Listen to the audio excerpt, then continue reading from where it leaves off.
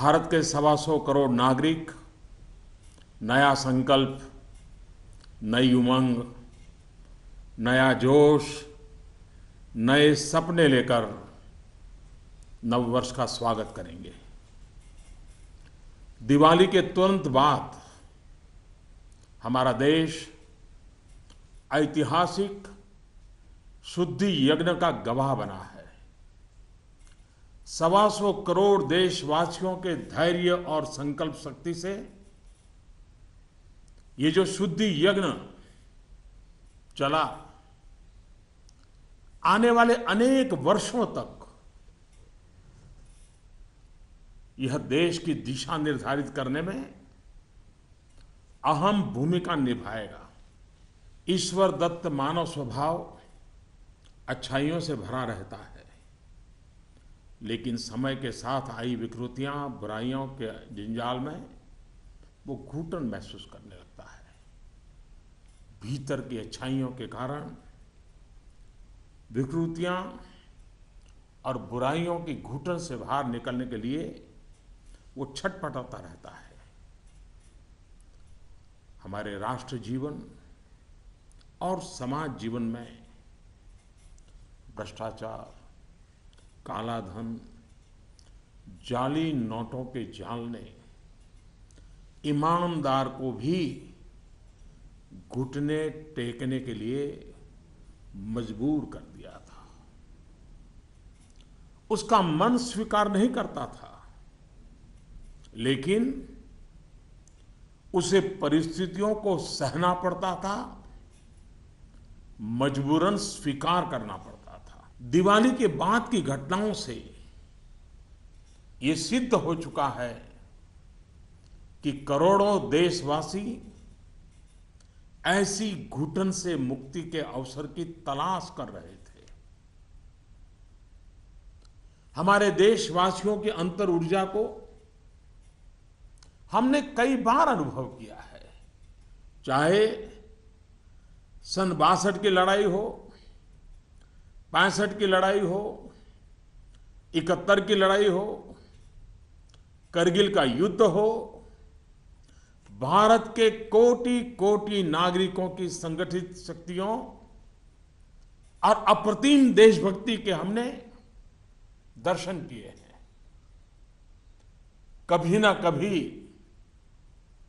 बुद्धिजीवी वर्ग इस बात की चर्चा जरूर करेगा कि बाह्य शक्तियों के सामने तो देशवासियों का संकल्प सहज बात है, लेकिन जब देश के कोटि कोटि नागरिक अपने ही भीतर घर कर गई बीमारियों के खिलाफ, बुराइयों के खिलाफ, विकृतियों के खिलाफ लड़ाई लड़ने के लिए मैदान में उतरते हैं, तो वो घटना हर किसी को नए सिरे से सोचने के लिए प्रेरित करती है।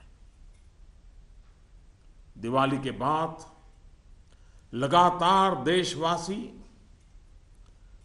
दृढ़ संकल्प के साथ, अप्रतिम धैर्य के साथ, त्याग की पराकाष्ठा करते हुए, कष्ट झेलते हुए बुराइयों को पराजित करने के लिए लड़ाई लड़ रहे हैं। जब हम कहते हैं कि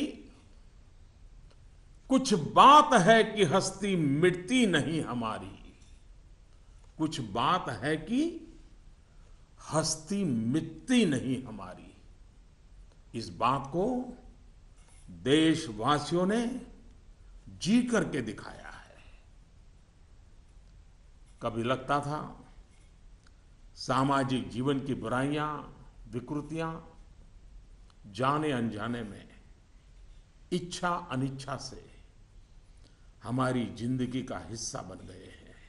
लेकिन 8 नवंबर के बाद की घटनाएं हमें पुनर्विचार करने के लिए मजबूर करती हैं। 125 करोड़ देशवासियों ने तकलीफें झेलकर, कष्ट उठाकर ये सिद्ध कर दिया है कि हर हिंदुस्तानी के लिए सच्चाई और अच्छाई कितनी अहमियत रखती है।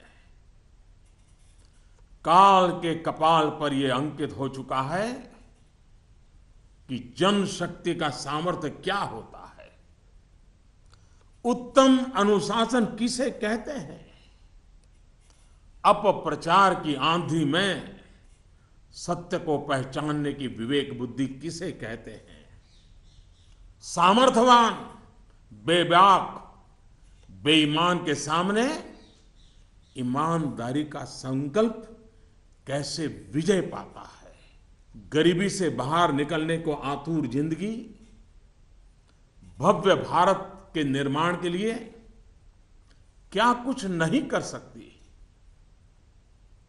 देशवासियों ने जो कष्ट झेला है वो भारत के उज्जवल भविष्य के लिए नागरिकों के त्याग की मिसाल है। 125 करोड़ देशवासियों ने संकल्पबद्ध होकर अपने पुरुषार्थ से, अपने परिश्रम से, अपने पसीने से उज्जवल भविष्य की आधारशिला रखी है। आमतौर पर जब अच्छाई के लिए आंदोलन होते हैं तो सरकार और जनता आमने सामने होती है। यह इतिहास की ऐसी मिसाल है जिसमें सच्चाई और अच्छाई के लिए सरकार और जनता दोनों मिलकर कंधे से कंधा मिलाकर लड़ाई लड़ रहे हैं। मेरे प्यारे देशवासियों, मैं जानता हूं कि बीते दिनों आपको अपना ही पैसा निकालने के लिए घंटों लाइन में लगना पड़ा, परेशानी उठानी पड़ी। इस दौरान मुझे सैकड़ों हजारों चिट्ठियां भी मिली हैं। हर किसी ने अपने विचार रखे हैं, संकल्प भी दोहराया है, साथ ही साथ अपना दर्द भी मुझसे साझा किया है। इन सब में एक बात मैंने हमेशा अनुभव की, आपने मुझे अपना मानकर के बातें कही हैं।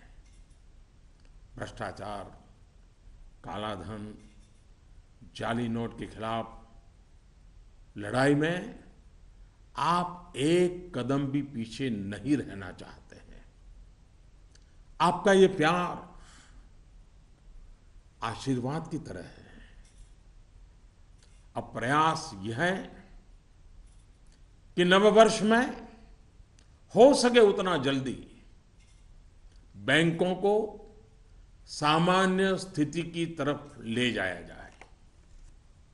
सरकार में इस विषय से जुड़े सभी जिम्मेदार व्यक्तियों से कहा गया है कि बैंकिंग व्यवस्था को सामान्य करने पर ध्यान केंद्रित किया जाए। विशेषकर ग्रामीण इलाकों में, दूर दराज वाले इलाकों में प्रोएक्टिव होकर के हर छोटी से छोटी कमी को दूर किया जाए ताकि गांव के नागरिकों की, किसानों की कठिनाइयां खत्म हो। प्यारे भाइयों और बहनों, हिंदुस्तान ने जो करके दिखाया है ऐसा विश्व में तुलना करने के लिए कोई उदाहरण नहीं है। बीते कुछ वर्षों में 1000 और 500 के नोट सामान्य प्रचलन में कम और पैरेलल इकोनॉमी में ज्यादा चल रहे थे। हमारी समकक्ष जो अर्थव्यवस्था वाले देशों में भी इतना कैश नहीं होता जितना हमारे यहां पहाड़ के पहाड़ हो गए। हमारी अर्थव्यवस्था में बेतहाशा बढ़े हुए नोट महंगाई बढ़ा रहे थे, काला बाजारी बढ़ा रहे थे, देश के गरीब से उसका अधिकार छीन रहे थे। अर्थव्यवस्था में कैश का अभाव, नगद का अभाव तकलीफदेह है। तो हम ये भी न भूले, कैश का प्रभाव, नगद का प्रभाव और अधिक तकलीफदेह होता है। हमारा ये प्रयास है कि इसका संतुलन बना रहे। एक बात में सभी अर्थशास्त्रियों की सहमति है कि कैश अथवा नगद अगर अर्थव्यवस्था से बाहर होते हैं तो विपत्ति है। वही कैश या नकद अगर अर्थव्यवस्था की मुख्य धारा में हो तो विकास का साधन बनता है। इन दिनों करोड़ों देशवासियों ने जिस धैर्य, अनुशासन और संकल्प शक्ति के दर्शन कराए हैं, अगर आज लाल बहादुर शास्त्री होते, जयप्रकाश नारायण होते, राम मनोहर लोहिया होते, कामराज जी होते, तो अवश्य देशवासियों को भरपूर आशीर्वाद देते। किसी भी देश के लिए ये एक शुभ संकेत है कि उसके नागरिक कानून और नियमों का पालन करते हुए गरीबों की सेवा में सरकार की सहायता के लिए मुख्य धारा में वापस आना चाहते हैं। इन दिनों इतने अच्छे अच्छे उदाहरण सामने आए हैं जिसका वर्णन करने में हफ्तों बीत जाए। नकद में कारोबार करने पर मजबूर अनेक नागरिकों ने कानून नियम का पालन करते हुए मुख्य धारा में आने की इच्छा प्रकट की है। यह अप्रत्याशित है और सरकार इसका स्वागत करती है। मेरे प्यारे देशवासियों, हम कब तक सच्चाइयों से मुंह मोड़ते रहेंगे? मैं आपके सामने एक जानकारी साझा करना चाहता हूं और इसे सुनने के बाद या तो आप हंस पड़ेंगे या फिर आपका गुस्सा फूट पड़ेगा। आपको जानकर के हैरानी होगी, सरकार के पास दर्ज की गई जानकारी के हिसाब से देश में सिर्फ और सिर्फ 24 लाख लोग ये स्वीकारते हैं कि उनकी आय 10 लाख रुपये सालाना से ज्यादा है। क्या किसी देशवासी के गले ये बात उतरेगी? आप भी अपने आसपास बड़ी बड़ी कोठियां, बड़ी बड़ी गाड़ियां देखते ही होंगे। देश के बड़े बड़े शहरों को ही देखें तो किसी एक शहर में आपको सालाना 10 लाख से अधिक आय वाले लाखों लोग मिल जाएंगे। क्या आपको नहीं लगता कि देश की भलाई के लिए ईमानदारी के आंदोलन को और अधिक ताकत देने की जरूरत है? भ्रष्टाचार, काले धन के खिलाफ इस लड़ाई की सफलता के कारण ये चर्चा बहुत स्वाभाविक है कि अब बेईमानों का क्या होगा, बेईमानों पर क्या बीतेगी, बेईमानों को क्या सजा होगी। भाइयों और बहनों, कानून कानून का काम करेगा, पूरी कठोरता से करेगा, लेकिन सरकार के लिए इस बात की भी प्राथमिकता है कि ईमानदारों को मदद कैसे मिले, ईमानदारों को सुरक्षा कैसे मिले, ईमानदारी की जिंदगी बिताने वालों की कठिनाई कैसे कम हो, ईमानदारी अधिक प्रतिष्ठित कैसे हो। ये सरकार सज्जनों की मित्र है और दुर्जनों को सज्जनता के रास्ते पर लौटाने के लिए उपयुक्त वातावरण को तैयार करने के पक्ष में है। वैसे ये भी एक कड़वा सत्य है कि लोगों को सरकार की व्यवस्थाओं, कुछ सरकारी अफसरों और लाल फीताशाही से जुड़े कटु अनुभव होते रहते हैं। इस कटु सत्य को नकारा नहीं जा सकता। इस बात से कौन इनकार कर सकता है कि नागरिकों से ज्यादा जिम्मेवारी अफसरों की है, सरकार में बैठे छोटे बड़े व्यक्ति की है।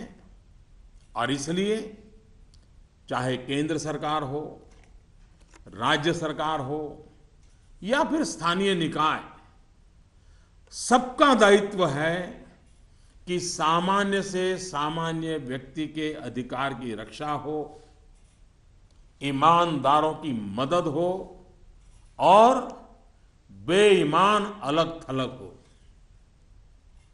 दोस्तों, पूरी दुनिया में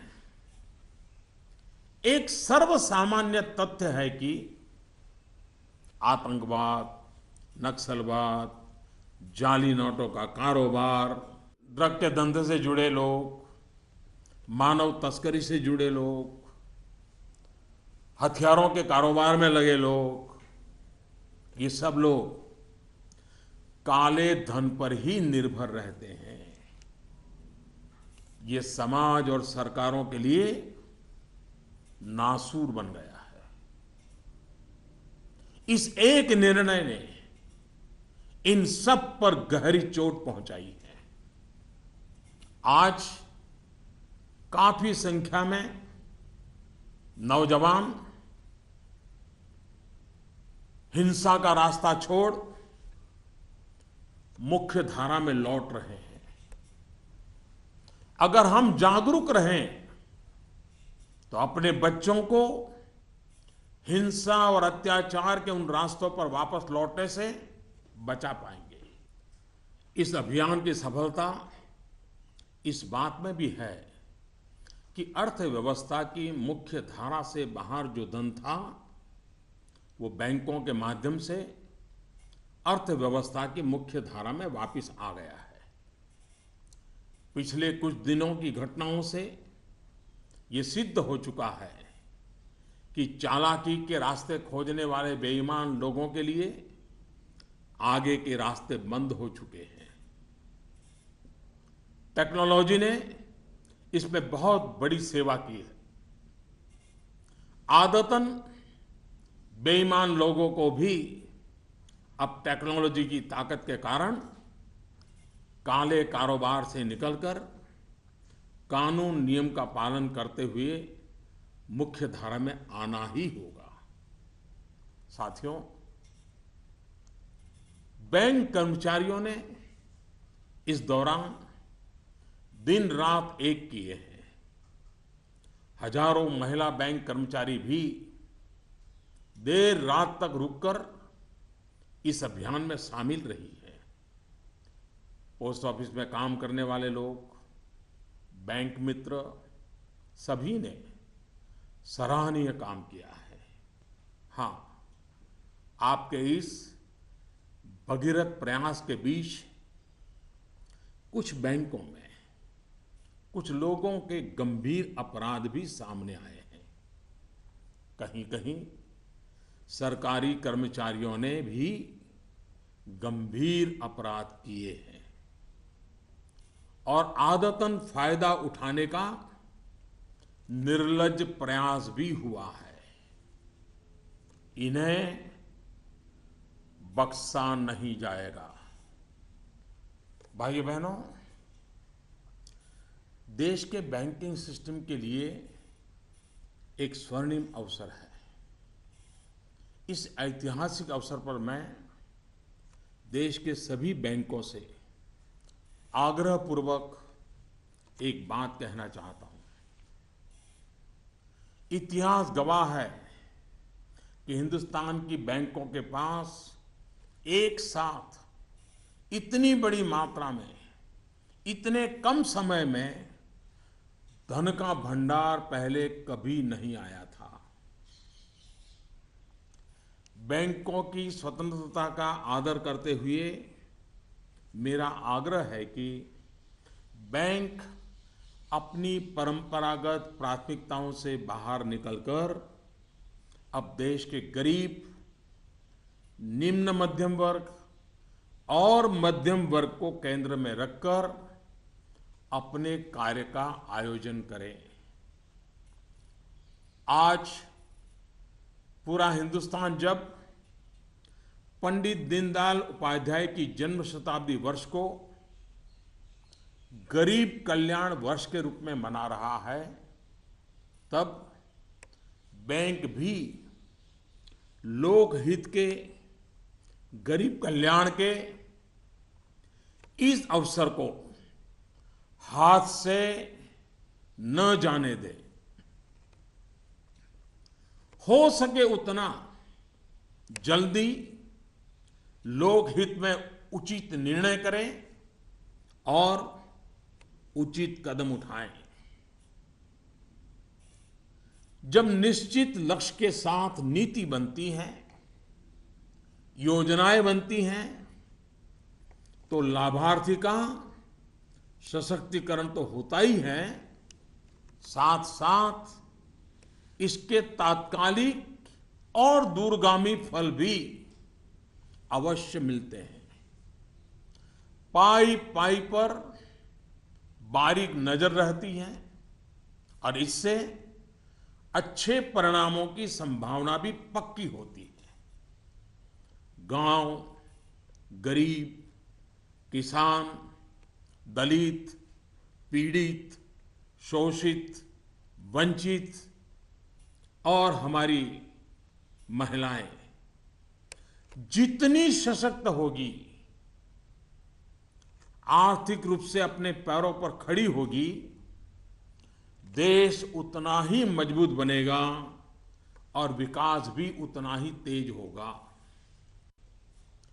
सबका साथ, सबका विकास, इस ध्येय वाक्य को चरितार्थ करने के लिए नववर्ष की पूर्व संध्या पर देश के 125 करोड़ नागरिकों के लिए सरकार कुछ नई योजनाएं ला रही है। दोस्तों, स्वतंत्रता के इतने साल बाद भी देश में लाखों गरीबों के पास अपना घर नहीं है। जब अर्थव्यवस्था में काला धन बढ़ा तो मध्यम वर्ग की पहुंच से घर भी खरीदना दूर हो गया था। गरीब, निम्न मध्यम वर्ग और मध्यम वर्ग के लोग घर खरीद सकें, इसके लिए सरकार ने कुछ बड़े फैसले लिए हैं। अब प्रधानमंत्री आवास योजना के तहत शहरों में इस वर्ग को नए घर देने के लिए 2 नई स्कीमें बनाई गई हैं। इसके तहत 2017 में घर बनाने के लिए 9 लाख रुपए तक के कर्ज पर ब्याज में 4% की छूट और 12 लाख रुपए तक के कर्ज पर ब्याज में 3% की छूट दी जाएगी। सरकार ने प्रधानमंत्री आवास योजना के तहत गांवों में बनने वाले घरों की संख्या को बढ़ा दिया है। यानी जितने घर पहले बनने वाले थे उससे 33% ज्यादा घर बनाए जाएंगे। गांवों के निम्न मध्यम वर्ग और मध्यम वर्ग के लोगों की जरूरतों को ध्यान में रखते हम एक नई योजना शुरू करने जा रहे हैं। 2017 में गांव में रहने वाले जो लोग अपने घर का निर्माण करना चाहते हैं या पुराने घर में कोई विस्तार करना चाहते हैं, एक दो कमरे और बनाना चाहते हैं, ऊपर एक आध नई मंजिल बनाना चाहते हैं, उन्हें 2 लाख रुपए तक के ऋण में 3% ब्याज की छूट दी जाएगी। दोस्तों, बीते दिनों चारों तरफ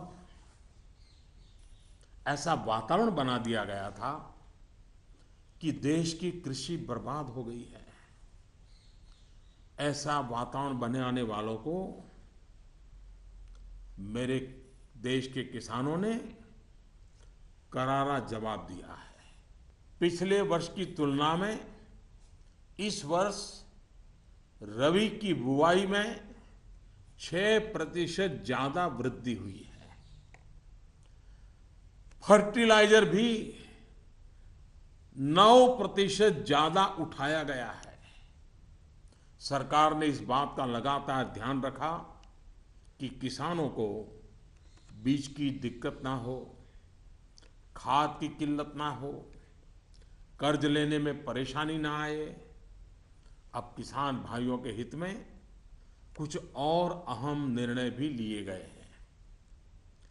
डिस्ट्रिक्ट कोऑपरेटिव सेंट्रल बैंक और प्राइमरी सोसाइटी से जिन किसानों ने खरीफ और रबी की बुआई के लिए कर्ज लिया था, उस कर्ज के 60 दिन का ब्याज सरकार वहन करेगी और किसानों के खातों में ट्रांसफर करेगी। कोऑपरेटिव बैंक और सोसाइटी से किसानों को और ज्यादा कर्ज मिल सके, इसके लिए उपाय किए गए हैं। नाबार्ड ने पिछले महीने 21,000 करोड़ रुपए की व्यवस्था की थी। अब सरकार इसे लगभग 2 गुना करते हुए इसमें 20,000 करोड़ रुपए और जोड़ रही है। इस रकम को नाबार्ड कोऑपरेटिव बैंक और सोसाइटीज को कम ब्याज पर देगा और इससे नाबार्ड को जो आर्थिक नुकसान होगा उसे भी सरकार वहन करेगी। सरकार ने यह भी तय किया है कि अगले 3 महीने में 3 करोड़ किसान क्रेडिट कार्डों को रुपे कार्ड में बदला जाएगा। किसान क्रेडिट कार्ड में एक कमी यह थी कि पैसे निकालने के लिए बैंक जाना पड़ता था। अब जब किसान क्रेडिट कार्ड को रुपे कार्ड में बदल दिया जाएगा तो किसान कहीं पर भी अपने कार्ड से खरीद बिक्री कर पाएगा। भाइयों और बहनों, जिस प्रकार देश की अर्थव्यवस्था में कृषि का महत्व है, उसी प्रकार विकास और रोजगार के लिए लघु और मध्यम उद्योग, जिसे एमएसएमई भी कहते हैं, इसका भी महत्वपूर्ण योगदान है। इस बात को ध्यान में रखते हुए सरकार ने इस क्षेत्र के लिए कुछ निर्णय लिए हैं जो रोजगार बढ़ाने में सहायक होंगे। सरकार ने तय किया है कि छोटे कारोबारियों के लिए क्रेडिट गारंटी 1 करोड़ रुपए से बढ़ाकर 2 करोड़ रुपया करेगी। भारत सरकार एक ट्रस्ट के माध्यम से बैंकों को ये गारंटी देती है कि आप छोटे व्यापारियों को लोन दीजिए, गारंटी हम लेते हैं, अब तक यह नियम था कि 1 करोड़ रुपए तक के लोन को कवर किया जाता था। अब 2 करोड़ रुपए तक का लोन क्रेडिट गारंटी से कवर होगा। एनबीएफसी यानी कि नॉन बैंकिंग फाइनेंशियल कंपनी से दिया गया लोन भी इसमें कवर होगा। सरकार के इस फैसले से छोटे दुकानदार, छोटे उद्योगों को ज्यादा कर्ज मिलेगा। गारंटी का खर्च केंद्र सरकार द्वारा वहन करने के कारण इन पर ब्याज दर भी कम होगी। सरकार ने बैंकों को ये भी कहा है कि छोटे उद्योगों के लिए कैश क्रेडिट लिमिट को 20% से बढ़ाकर 25% करें। इसके अलावा डिजिटल माध्यम से हुए ट्रांजैक्शन पर वर्किंग कैपिटल लोन 20% से बढ़ाकर 30% तक करने को कहा गया है। नवंबर में इस सेक्टर से जुड़े बहुत से लोगों ने कैश डिपॉजिट किया है। बैंकों को कहा गया है कि वर्किंग कैपिटल तय करते वक्त इस बात का भी संज्ञान लिया जाए। कुछ दिन पहले ही सरकार ने छोटे कारोबारियों को टैक्स में बहुत बड़ी राहत देने का भी निश्चय किया था। जो कारोबारी साल में 2 करोड़ रुपए तक का व्यापार करते हैं, उनके टैक्स की गणना 8% आय को मानकर की जाती थी। अब ऐसे व्यापारी के डिजिटल लेन देन पर टैक्स की गणना 6% आय मानकर के की जाएगी। इस तरह उनका टैक्स काफी कम हो जाएगा। दोस्तों, मुद्रा योजना की सफलता निश्चित तौर पर बहुत ही उत्साहवर्धक रही है। पिछले साल करीब करीब 3.5 करोड़ लोगों ने इसका फायदा उठाया है। दलित, आदिवासी, पिछड़ों एवं महिलाओं को प्राथमिकता देते हुए सरकार का इसे अब डबल करने का इरादा है। मैं माताओं बहनों से भी एक बात करना चाहता हूं। गर्भवती महिलाओं के लिए भी एक देशव्यापी योजना की शुरुआत की जा रही है।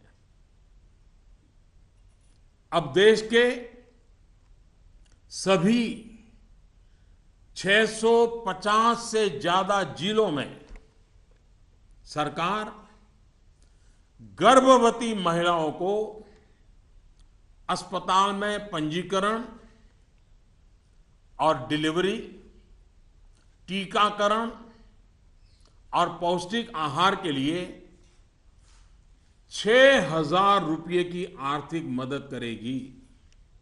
ये राशि गर्भवती महिलाओं के अकाउंट में ट्रांसफर की जाएगी, सीधी उनके खाते में जमा कर दी जाएगी। देश में माता मृत्यु दर को कम करने में इस योजना से बड़ी सहायता मिलेगी।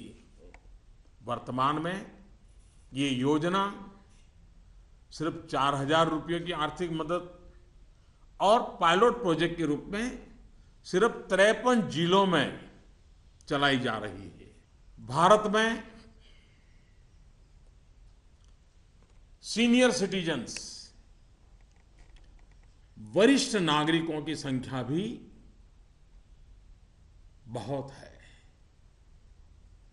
सरकार ने सीनियर सिटीजन्स का भी विशेष ध्यान रखा है। सरकार वरिष्ठ नागरिकों के लिए भी एक स्कीम शुरू करने जा रही है। बैंक में ज्यादा पैसा आने पर अक्सर बैंक डिपॉजिट पर इंटरेस्ट रेट घटा देते हैं।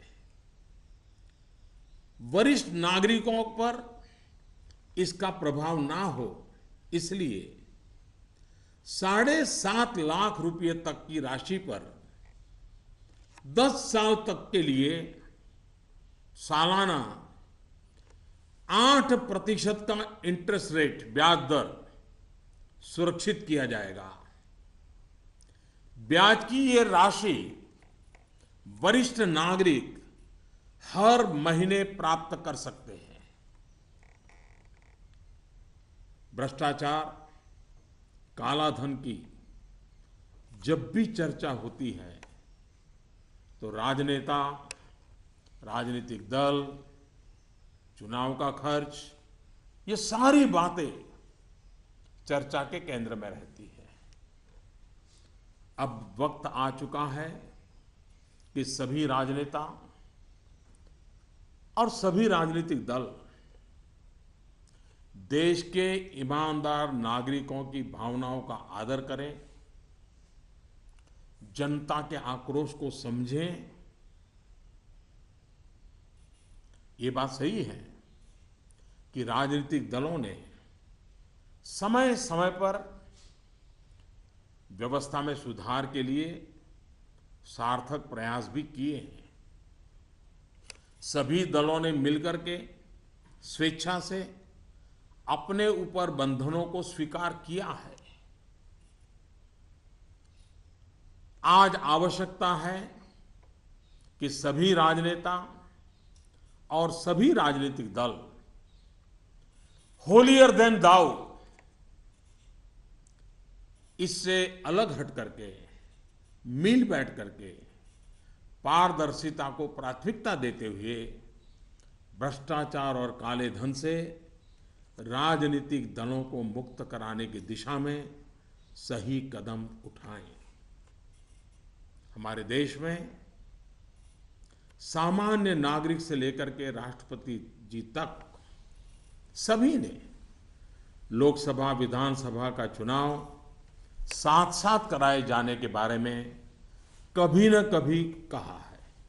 आए दिन चल रहे चुनावी चक्र, उससे उत्पन्न आर्थिक बोझ तथा प्रशासन व्यवस्था पर बने बोझ से मुक्ति पाने की बात का समर्थन किया है। अब समय आ गया है कि इस पर बहस हो, सार्थक बहस हो और रास्ता खोजा जाए। हमारे देश में हर सकारात्मक परिवर्तन के लिए हमेशा स्थान रहा है। अब डिजिटल लेन देन, ऑनलाइन पेमेंट या ई पेमेंट को लेकर के समाज में काफी सकारात्मक परिवर्तन देखा जा रहा है। ज्यादा से ज्यादा लोग इससे जुड़ रहे हैं।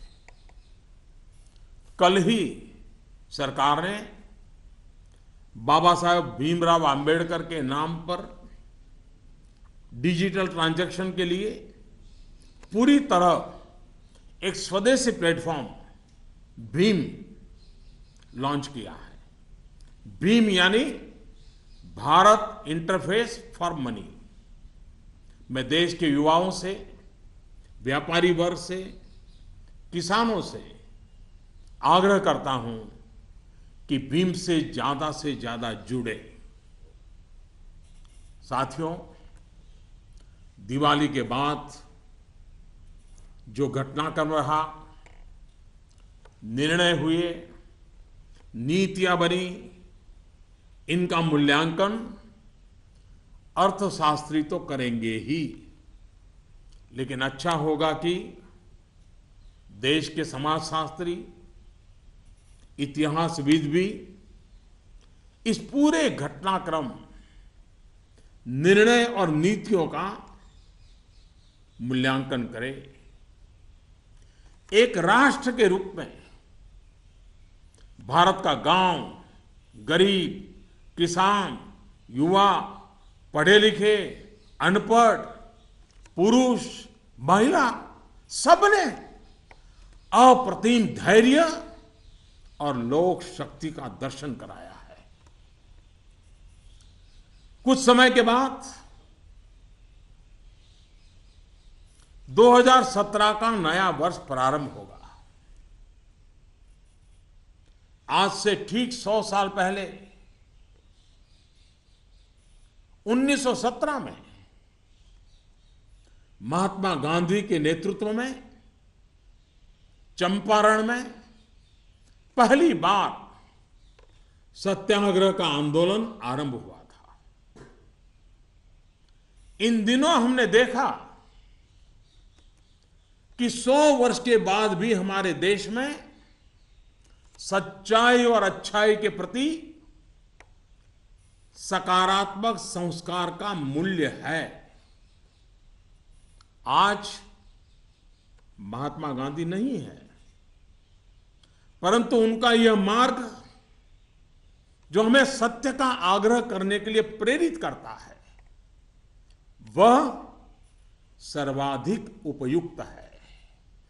चंपारण सत्याग्रह की शताब्दी के अवसर पर हम फिर एक बार महात्मा गांधी का पुण्य स्मरण करते हुए सत्य के आग्रही बनेंगे तो सच्चाई और अच्छाई की पटरी पर आगे बढ़ने में कोई कठिनाई नहीं आएगी। भ्रष्टाचार और काले धन के खिलाफ इस लड़ाई को हमें रुकने नहीं देना है। सत्य का आग्रह संपूर्ण सफलता की गारंटी है। 125 करोड़ का देश हो, 65% जनसंख्या 35 साल से कम उम्र के नौजवानों की हो, साधन भी हो, संसाधन भी हो और सामर्थ्य में कोई कमी ना हो, ऐसे हिंदुस्तान के लिए कोई कारण नहीं है कि हमारा देश अब पीछे रह जाए। नववर्ष की नई किरण नई सफलताओं का संकल्प लेकर के आ रही है। आइए हम सब मिलकर चल पड़े, बाधाओं को पार करते चले, एक नए उज्जवल भविष्य का निर्माण करें। बहुत बहुत धन्यवाद। जय Hind.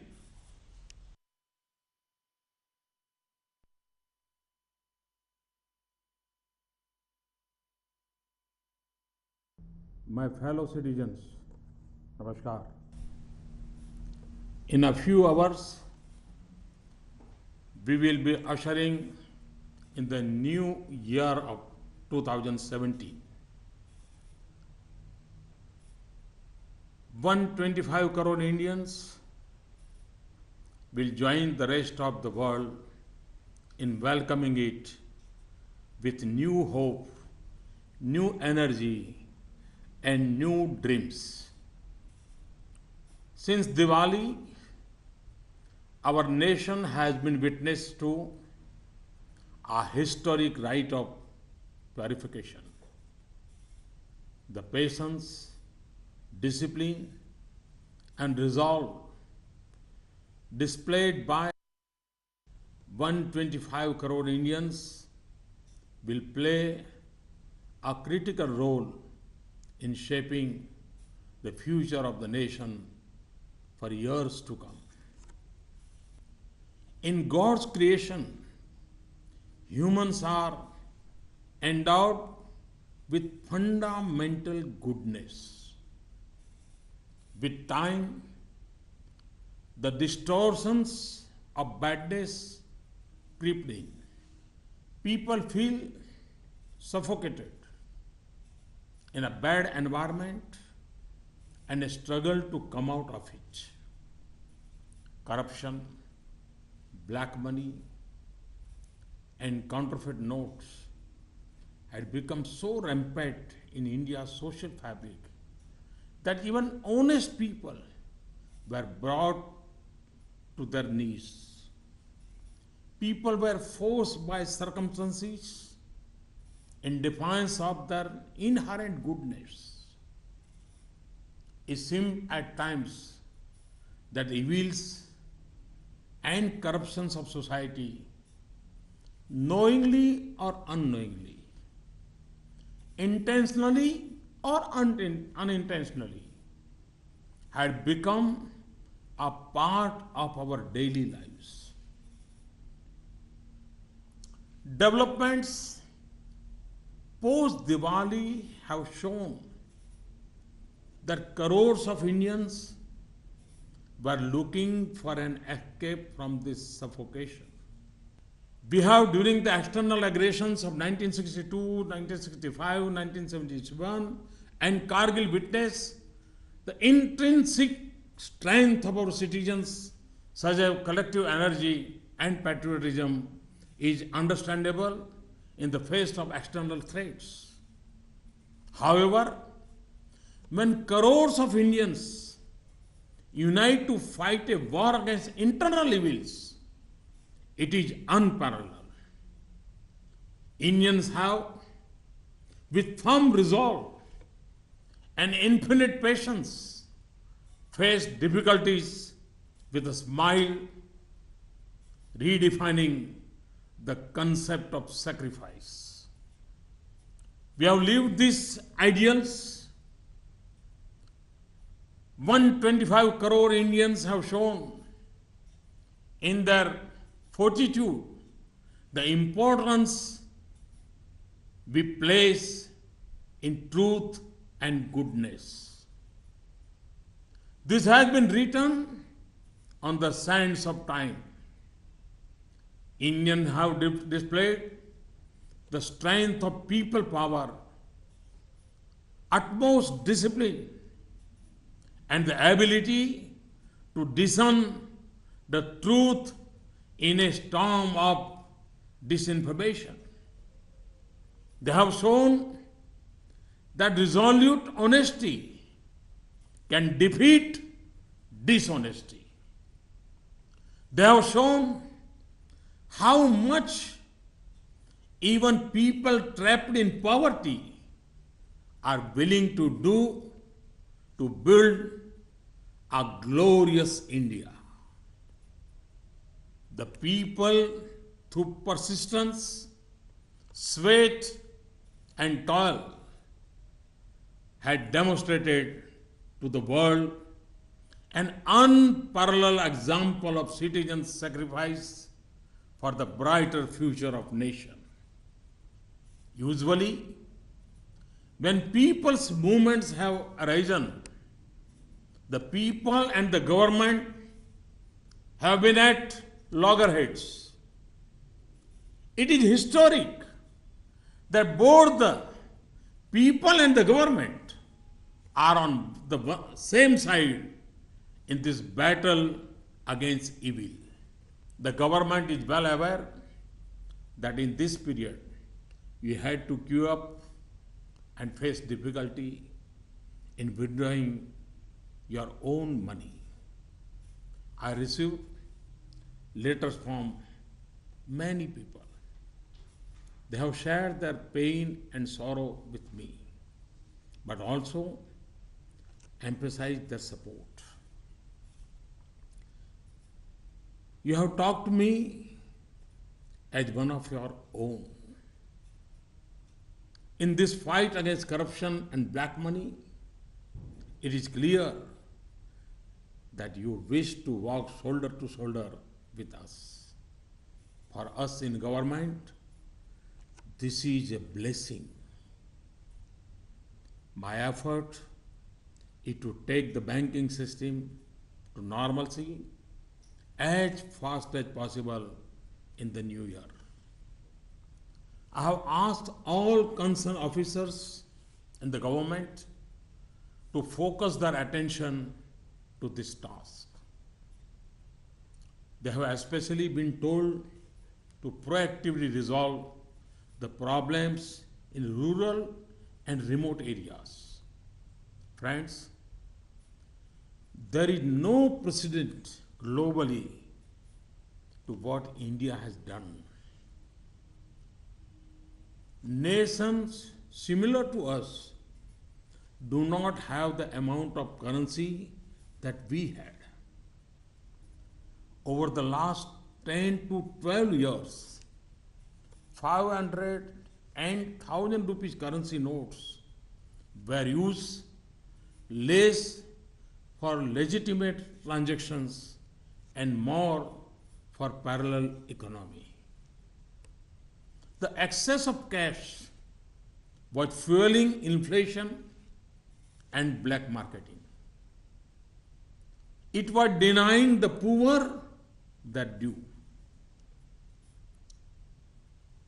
Lack of cash causes difficulty, but excess of cash is even more troublesome.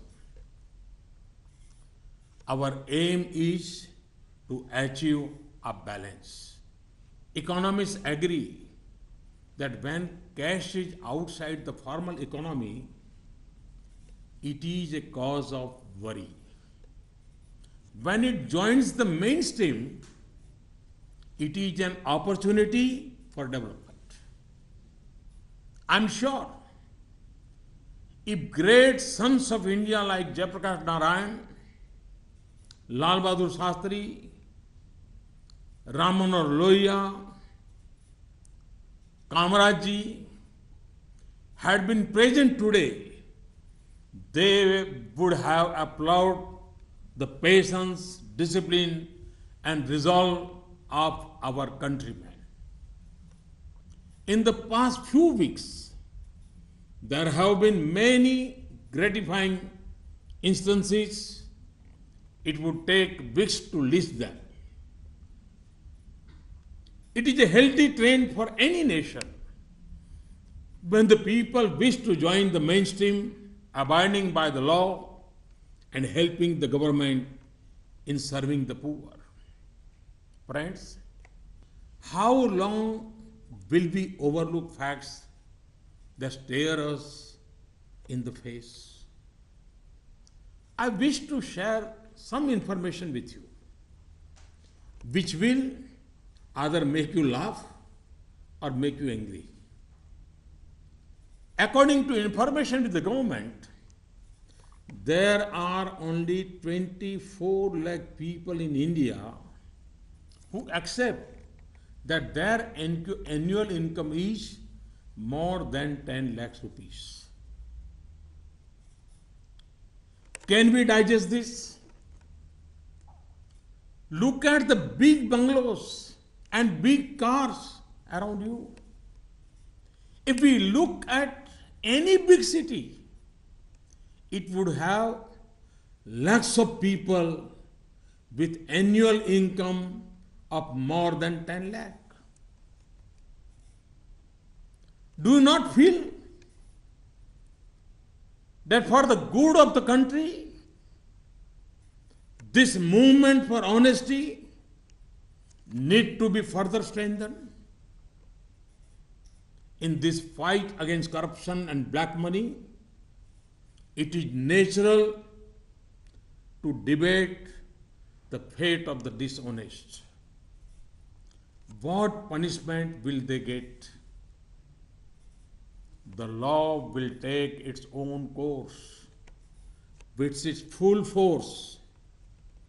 But the priority of the government now is how to help the honest, protect them, and ease their difficulty.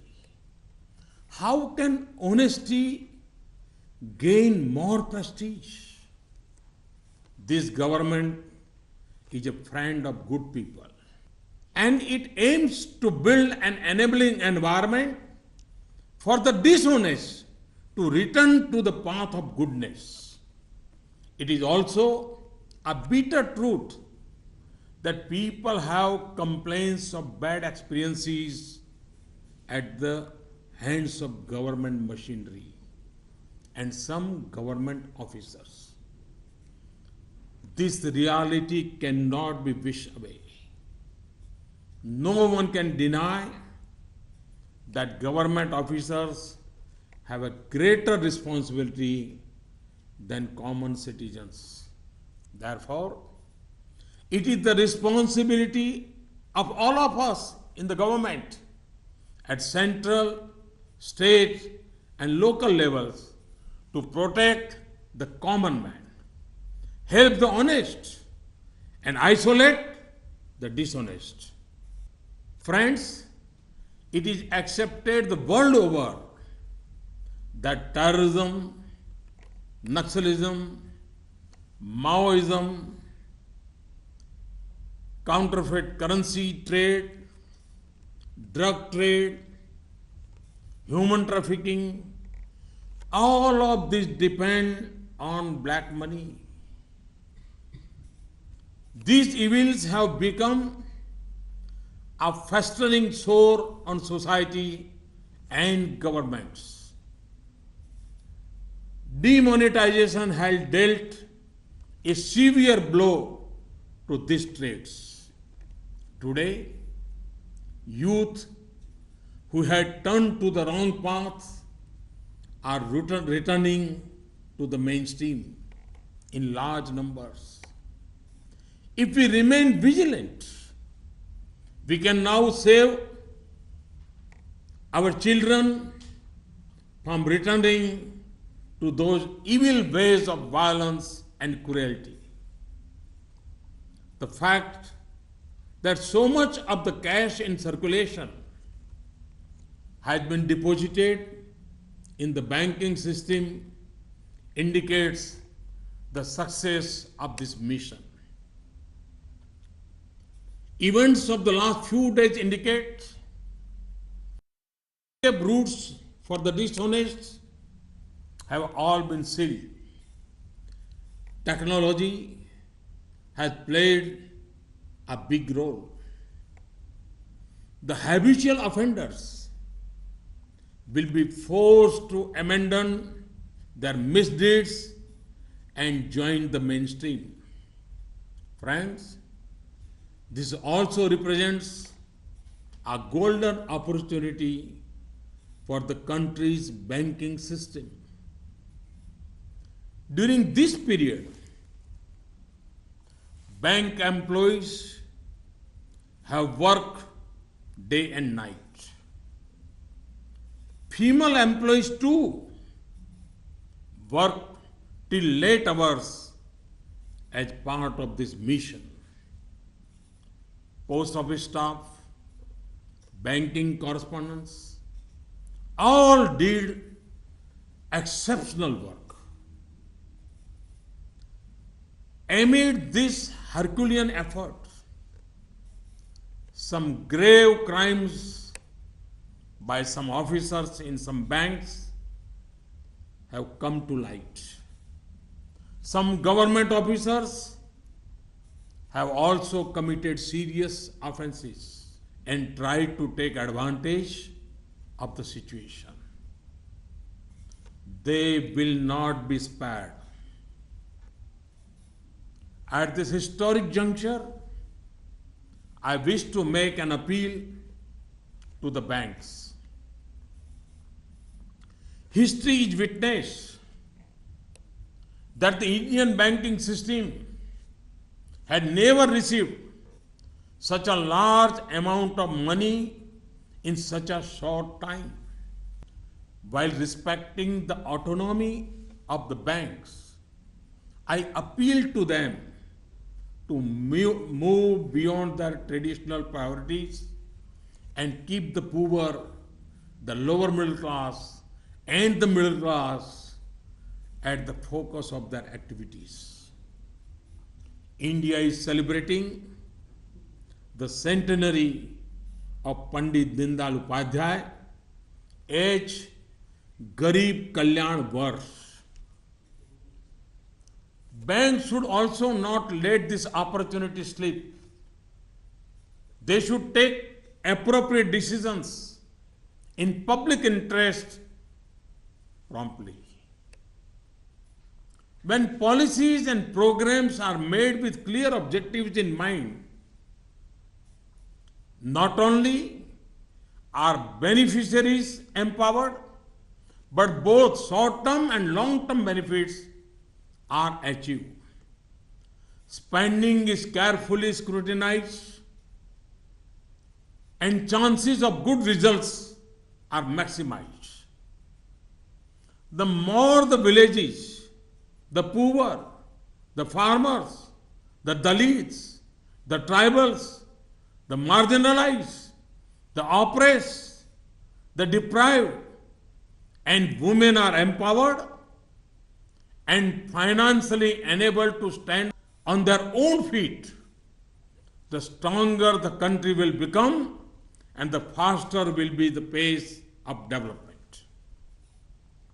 Friends, to further the principle of Sabka Saath, Sabka Vikas, on the eve of the new year, government is bringing some new programs for the people.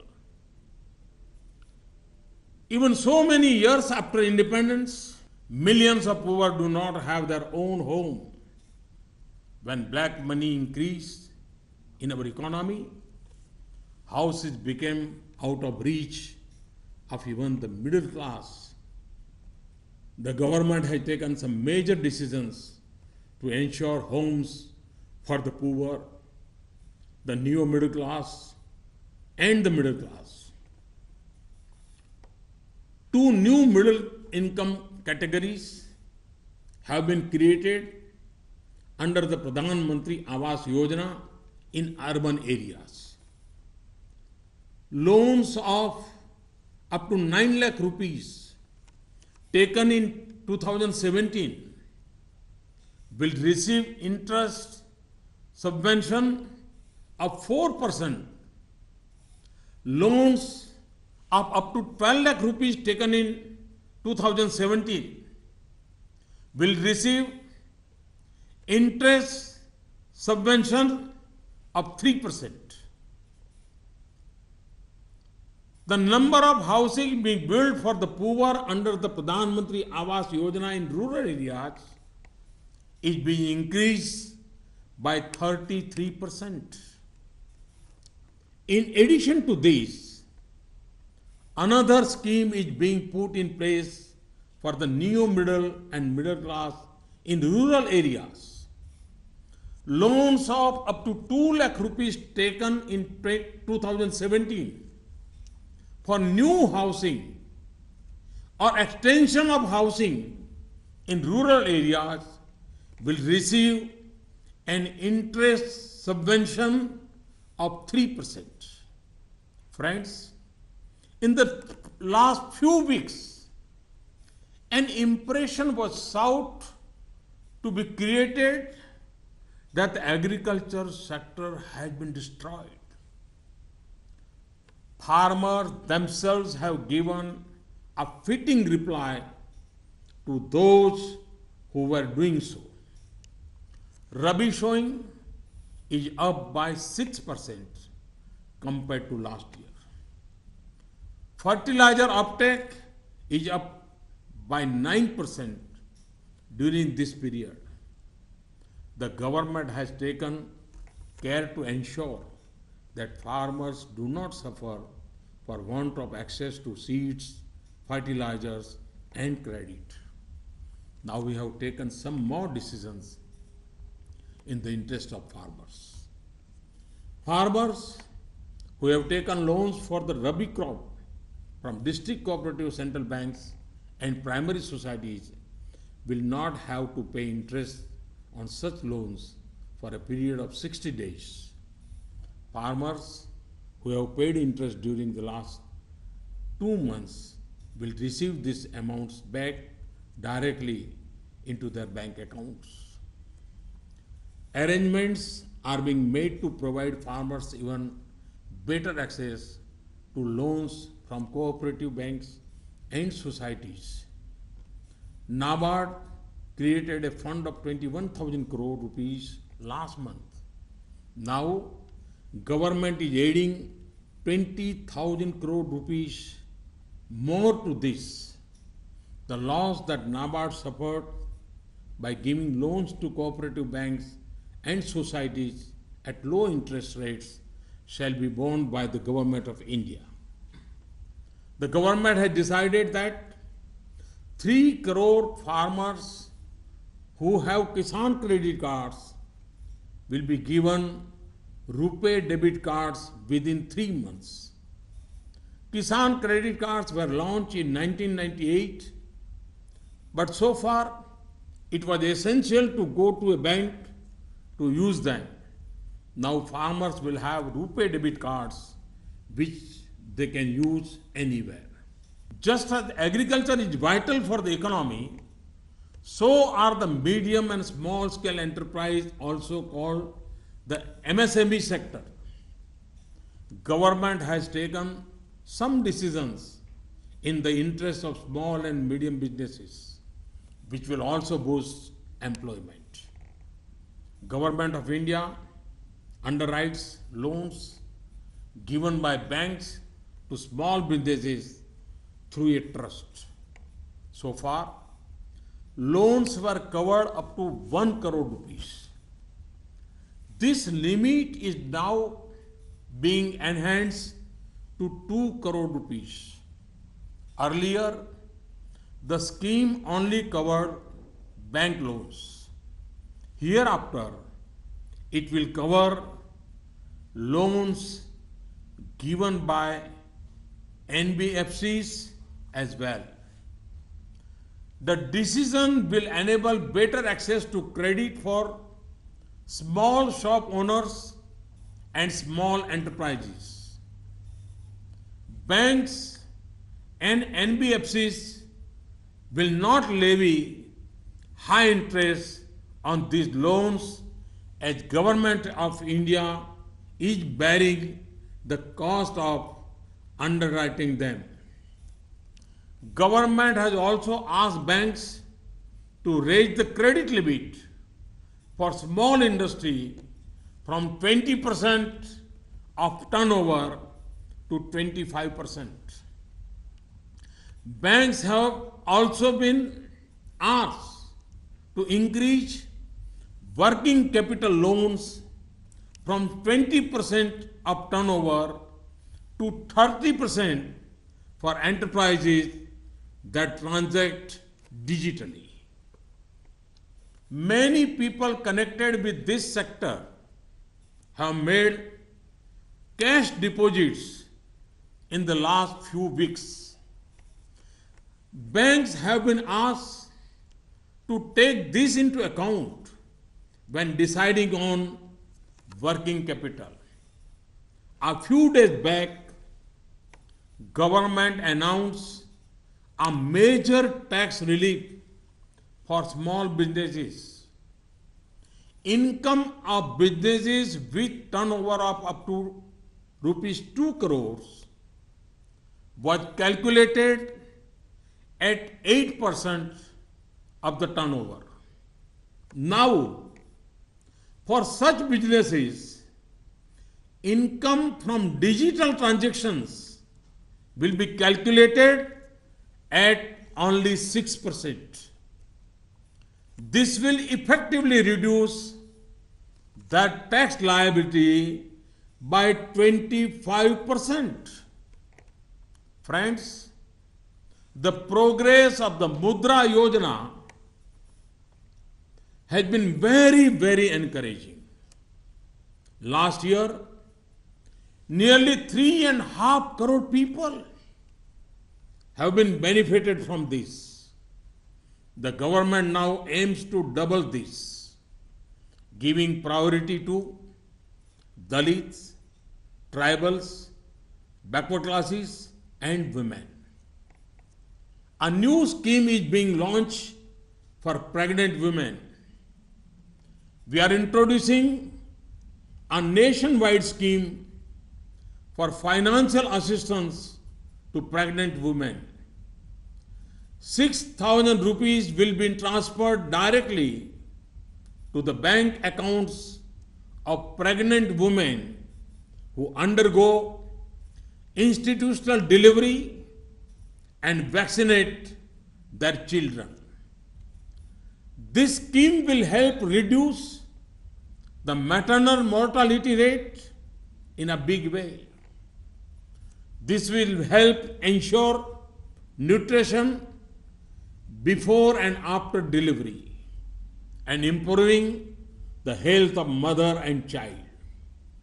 So far, pregnant women in 53 districts were being given financial assistance of 4,000 rupees under a pilot project.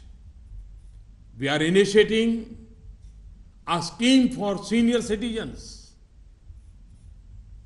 Banks often reduce their deposit rates when they receive a large volume of money. This should not adversely impact senior citizens. Under the scheme, senior citizens will receive a fixed interest rate of 8% for a period of 10 years on deposits up to 7.5 lakhs rupees. The interest will be paid monthly. Friends, political parties, political leaders, and electoral funding figure prominently in any debate on corruption and black money. The time has now come that all political leaders and parties respect the feelings of the nation's honest citizens and understand the anger of the people. It is true that from time to time, political parties have made constructive efforts to improve the system. I urge all parties and leaders to move away from a holier than thou approach to come together in prioritizing transparency and take firm steps to free politics of black money and corruption. In our country, people ranging from common man to the president have at some point or other advocated simultaneous conduct of state and national elections. This is to break the endless cycle of elections, reduce election expenditure, and minimize pressure on the administrative machinery. The time has come for this to be seriously considered and debated. Positive change has always found space in our country. We can now see a positive momentum toward digital transaction in India. More and more people are transacting digitally. Yesterday, government has launched a new Swadeshi platform for digital transactions named BHIM after Babasaheb Bhimrao Ambedkar. BHIM stands for Bharat Interface for Money. I call upon the youth, the trading community, and farmers to connect with BHIM as much as possible. Friends, the developments, decisions, and policies that were put in place after Diwali will of course be evaluated by economists. It will be good if social scientists and historians also do the same. As a nation, India's villages, poor, farmers, youth, educated, uneducated, men and women have all displayed infinite patience and people power. In a short time, the new year of 2017 will begin. Exactly 100 years ago, in 1917, Mahatma Gandhi initiated a satyagrah in Champaran. Now, a century later, we witness that the people of India continue to share that feeling towards truth and goodness. Today, Mahatma Gandhi is not amongst us, but the path towards truth that he showed us is still most appropriate. As we begin the centenary year of the Satyagraha, let us recall the Mahatma and resolve to follow his message of truth and goodness. We cannot allow this fight against black money and corruption to stop or slow down. Firmness in truth is a guarantee for success. Our country of 125 crore, with 65% below the age of 35, having the means, the resources, and the capability, has no reason to stay behind. The new dawn of the new year comes with the resolve of new success. Let us all come together to move ahead, overcoming obstacles and constraints. Thank you. Happy New Year. Jai Hind.